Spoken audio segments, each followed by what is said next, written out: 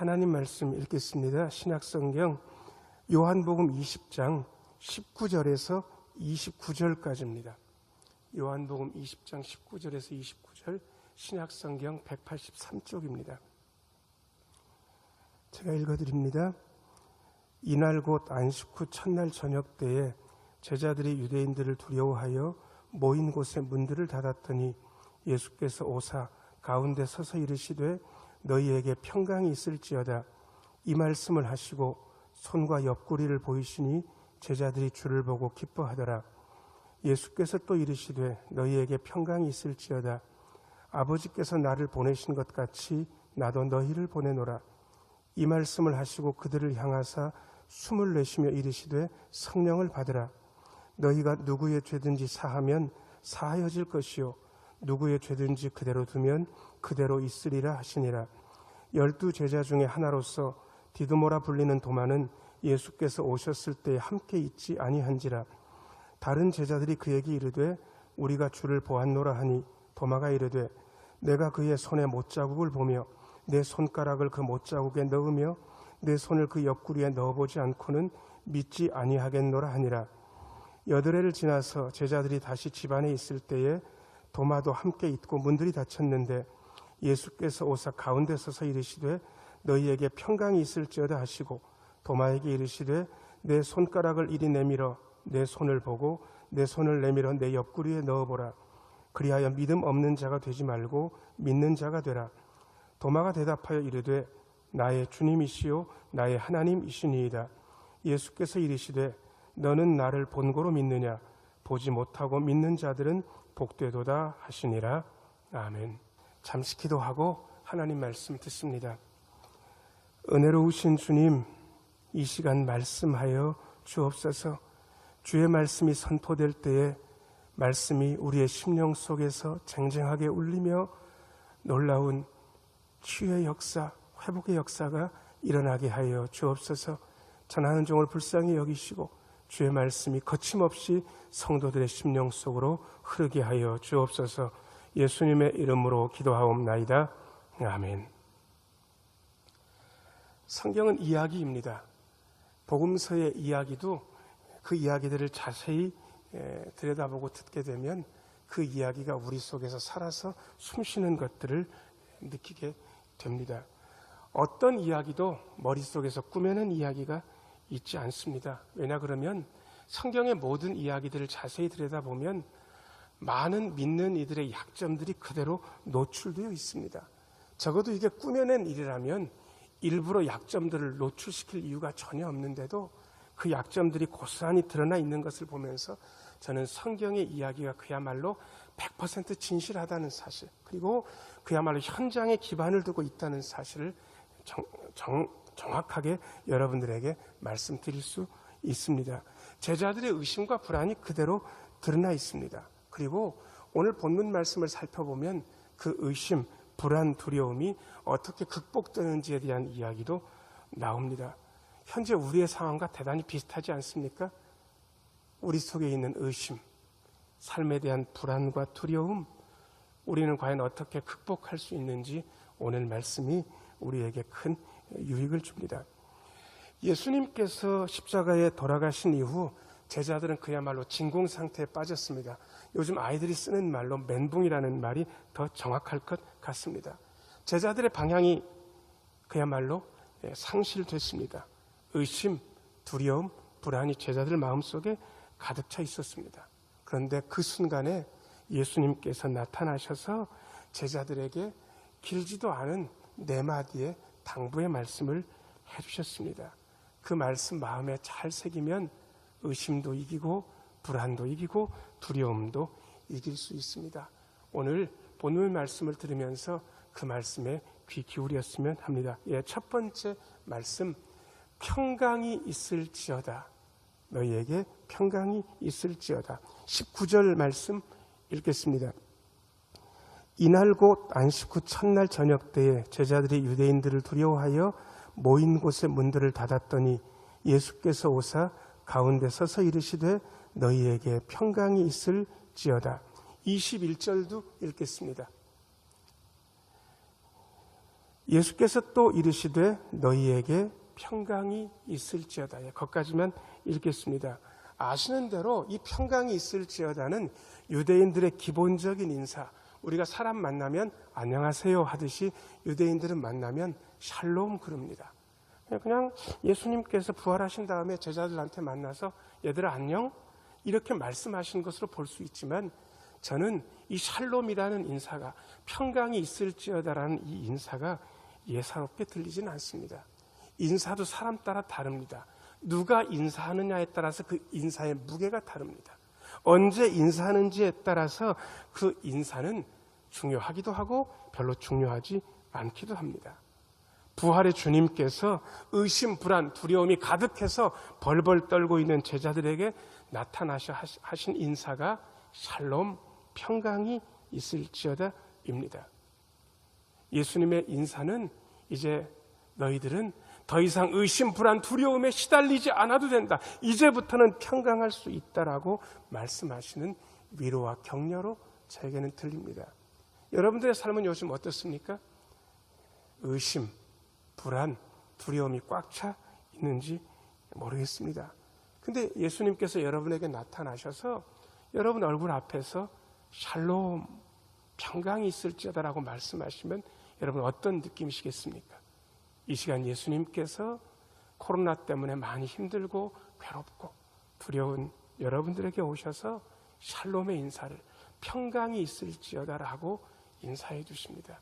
이 인사가 여러분 모두에게 그야말로 기쁨과 감사와 감격이 되었으면 좋겠습니다. 두 번째 말씀은 나도 너희를 보내노라입니다. 21절 말씀 읽겠습니다. 21절 처음부터 읽어드립니다. 예수께서 또 이르시되 너희에게 평강이 있을지어다. 아버지께서 나를 보내신 것 같이 나도 너희를 보내노라. 예수님께서 제자들을 이제부터 보내신다고 말씀하셨습니다. 이 보냄이라는 말은 예수님도 익히 경험하신 겁니다. 하늘 세계, 천상 세계에 계시다가 하나님께서 예수님을 이 땅으로 보내셨습니다. 예수님도 보냄을 받으신 존재이셨습니다. 그런데 그 예수님께서 이제 제자들에게 나도 이제는 너희를 보낸다라고 말씀하고 계십니다. 여러분들은 스스로 생각하기에 보냄을 받은 존재입니까? 던져진 존재입니까? 저는 바닷가에 할 일 없이 앉아서 그냥 바닷가의 돌멩이들을 그냥 바닷가 쪽으로 툭툭 계속 던진 적이 있습니다. 별 뜻 없었습니다. 그냥 제가 잡히는 대로 저는 돌멩이를 바닷가 쪽으로 그냥 던졌습니다. 그 돌의 입장에서 보면 뭐 별다를 게 없습니다. 바닷가 모래가에 있다가 물속으로 떨어지는 것, 그 이상도 그 이하도 아닙니다. 어떠한 것도 없습니다. 만일 여러분들이 우연히 세상 속으로 던져진 존재라면 여러분들은 그냥 살아도 됩니다. 아니, 죄송합니다. 막 살아도 상관없습니다. 근데 여러분들이 세상에 던져진 존재가 아니라 보냄을 받은 존재라면 그야말로 삶의 모습은 달라야 됩니다. 일 없이 보내지 않습니다. 예를 들어서 제가 어렸을 때 저희 아버지가 야 승호야 이사무소에 한번 갔다 와라 그렇게 말씀하셨는데 제가 그냥 이사무소에 갔다 왔어요. 그냥 갔다 온 다음에 저희 아버지한테 아버지 저 이사무소에 갔다 왔어요. 그러면 저희 아버지가 웃고 저를 꾸짖으셨을 것입니다. 여러분 갔다 오너라 말씀하실 때는 보내시는 이유가 있습니다. 해야 할 일이 있습니다. 그것 때문에 가라 하시는 거거든요. 지금도 마찬가지입니다. 예수님께서 제자들을 세상에 보내시는 이유, 그것을 우리끼리의 말로 사명이라 그렇게 이야기합니다. 여러분, 이 땅에서 그냥 막 살다가 가면 안 되는 분들입니다. 왠지 아세요? 예수님께서 여러분들에게 특별한 할 일이 있어서 여러분들을 세상으로 보내셨습니다. 그 보내신 이유, 보내신 목적, 그 사명을 깨달아야 제대로 살 수 있습니다. 그것을 제대로 살지 못하게 되면 그것은 더 이상 예수 믿는 사람의 삶이 아닐 수도 있습니다. 죄송합니다. 세 번째입니다. 성령을 받으라 말씀하셨습니다. 22절, 23절 읽겠습니다. 이 말씀을 하시고 그들을 향하사 숨을 내쉬며 이르시되 성령을 받으라. 너희가 누구의 죄든지 사하면 사하여질 것이요 누구의 죄든지 그대로 두면 그대로 있으리라 하시니라. 아멘. 22절 말씀입니다. 자, 이 말씀을 여러분들이 조금 생각을 해보셨으면 좋겠습니다. 예수님께서 제자들이 있는데 숨을 후 하고 내쉬고 성령을 받으라 말씀하셨습니다. 왜 하필 숨을 내쉬면서 성령을 받으라 말씀하셨을까요? 성령에 대한 많은 설명들을 드릴 수 있지만 지금까지 가장 유력하고 정확한 설명은 성령은 바람과 같다, 숨결과 같다, 그렇게 설명드리는 게 정확하리라고 생각됩니다. 여러분, 연날리기 해보신 적 있으신지 모르겠습니다. 나는 알아서 뛸 테니까 바람아, 연을 띄울 수 있을 정도로 네가 불어줬으면 좋겠다, 그렇게 연날리지 않습니다. 바람 방향에 맞춰서 연을 날립니다. 바람을 타야 되는 것이지 바람이 우리에게 맞춰주지 않습니다. 성령이 숨결, 바람이라 그런다면 우리가 사는 삶, 제자들인 우리가 사는 삶이 성령께 우리를 맞춰주세요라고 그렇게 말씀하는 것이 아니라 성령께서 의도와 목적을 가지시고 움직이시면 우리가 그 성령님의 인도를 따라서 움직여야 된다는 사실을 우리에게 이미 생생하게 보여주고 있습니다. 여러분, 어떤 누구도, 어떤 권능 있는 사람도 성령님을 조종하거나 성령님을 이끌 수 없습니다. 우리는 성령님을 이끄는 존재는 전혀 아니고 성령의 이끄심을 받아야 되는 존재, 바람 같은 성령님의 그 부는 것을 보면서 거기에 맞춰야 되는 존재인 것입니다. 숨을 내쉬면서 예수님께서 성령이 어떤 것들을 이미 보여주시고 성령을 받으라 말씀하고 계십니다. 그런데 이 성령을 받으라는 말씀 뒤에 바로 용서에 대한 말씀이 이어 있습니다. 너희가 누구의 죄든지 사하면 사해질 것이요 누구의 죄든지 그대로 두면 그대로 있으리라 하시니라. 여러분, 왜 하필 성령님에 대해서 말씀하신 다음에 용서에 대한 말씀을 하실까요? 여러분, 성령은 신앙의 에너지입니다. 이 에너지가 가장 극렬하고 가장 확실하고 가장 멋있게 드러날 수 있는 게 있다면 그것은 용서의 현장입니다. 성령님께서 어떻게 역사하시냐고요? 사람이 사람을 용서할 때 성령께서 그 자리에 계십니다. 우리가 용서하고 용서를 받고 그 용서의 감격을 누리는 그 현장에 성령님께서 계시면서 우리에게 다른 것을 이야기하고 계시는 것이 아니라 용서하라고, 용서의 삶을 살라고 우리에게 말씀하고 계십니다. 성령 받으신 여러분, 성령 받으신 신흥교회 성도 여러분, 성령님의 에너지, 성령님의 힘을 가지고 계시다면 이제부터 우리가 힘써야 될 것은 단 한 가지일 것입니다. 그것은 용서하는 것입니다. 그리고 용서를 받아들이고 그 용서의 현장에 함께 있는 것, 그것이 성령님과 동역하는 길이고 제자들이 살아야 될 방식이기도 합니다. 네 번째입니다. 예수님은 믿는 자가 되라고 말씀하십니다. 27절을 읽겠습니다. 27절. 도마에게 이르시되 내 손가락을 이리 내밀어 내 손을 보고 내 손을 내밀어 내 옆구리에 넣어보라. 그리하여 믿음 없는 자가 되지 말고 믿는 자가 되라. 아멘. 도마는 예수님께서 처음에 제자들에게 나타나셨을 그때에 함께 있지 않았습니다. 그럼 그거 아세요? 함께 있지 않으면 손해보는 일들이 많은 것 말입니다.